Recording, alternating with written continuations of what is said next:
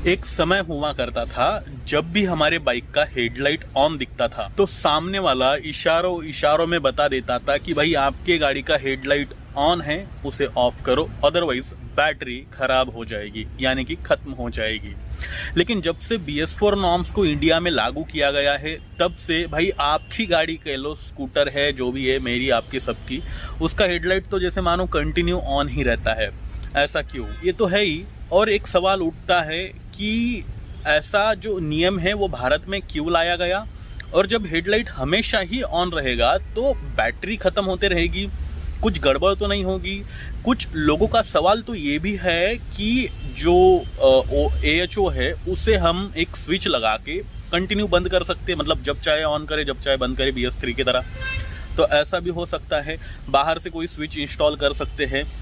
तो इसी तरह के तमाम सवाल हैं आप लोगों के जो आए दिन पूछे जाते हैं। वैसे ये काफ़ी पुराने सवाल मुझसे पूछे गए थे, इसके ऊपर एक वीडियो मैंने कई समय पहले सोचा था कि बना दूं, लेकिन आज मुझे टाइम मिल रहा है, बना रहा हूं। तो आपके सभी सवालों के जवाब यहाँ आपको ऑफकोर्स मिलने वाले हैं इस पर्टिकुलर AHO के रिलेटेड। जब BS4 नॉर्म्स को इंडिया में इंट्रोड्यूस किया गया तब AHO सिस्टम को भी लाया गया। AHO का मतलब होता है ऑटो हेडलाइट ऑन, या फिर कह लो ऑलवेज हेडलाइट ऑन।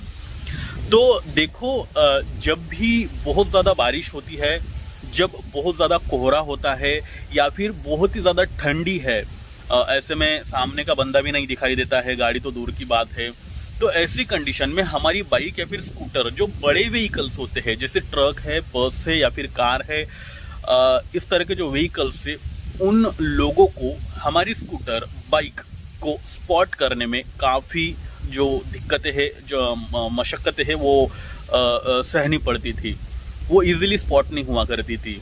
तो इसीलिए ये AHO सिस्टम लाया गया। इसके वजह से क्या होता है कि आपका हेडलाइट ऑन रहता है और फिर सामने से जो भी गाड़ी आ रही है, चाहे ट्रक है, बाइक, कार है, बड़ी कोई भी व्हीकल है, तो उसे समझ में आता है भाई सामने लाइट जल रहा है, इट मीन्स कोई तो भी है, व्हीकल है, जिस वजह से एक्सीडेंट्स काफ़ी कम होते हैं।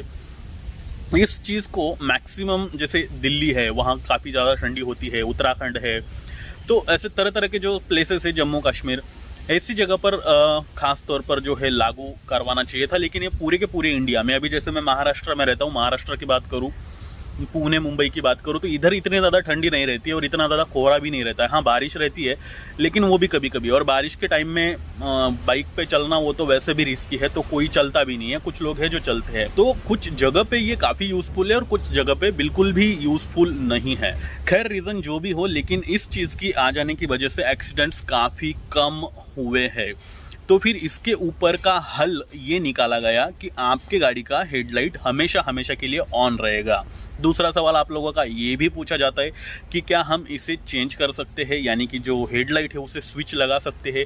बिल्कुल आप लगा सकते हो, लेकिन मैं पर्सनली रिकमेंड करूंगा कि ऐसा मत करो। चाहे आपके यहाँ ठंड पड़ती हो, ना पड़ती हो, बारिश ज़्यादा पड़ती हो, ना पड़ती हो, तरह तरह का जो भी है, जिस पर्पज़ के हिसाब से दिया गया है, शायद वो प्रॉब्लम्स आपको आपके इलाके में फेस ना करते मतलब आते हो, तब भी मैं कहूँगा कि ऐसा ना करें, हेडलाइट रहने दे, ऑटो ऑन ही रहने दे, कोई दिक्कत नहीं है उसमें।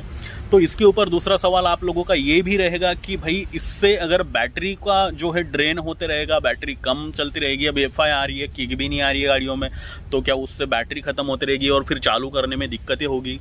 ऐसा नहीं है। बैटरी की कैपेसिटी गाड़ी के हिसाब से बनाई जाती है, और जब ये नया जो सिस्टम है लागू किया गया है, चाहे FI हो चाहे AHO हो, तो यहाँ पे बैटरी भी उस हद तक कैपेबल दी जाती है, इसीलिए आपको डरने की, घबराने की ज़रूरत नहीं है।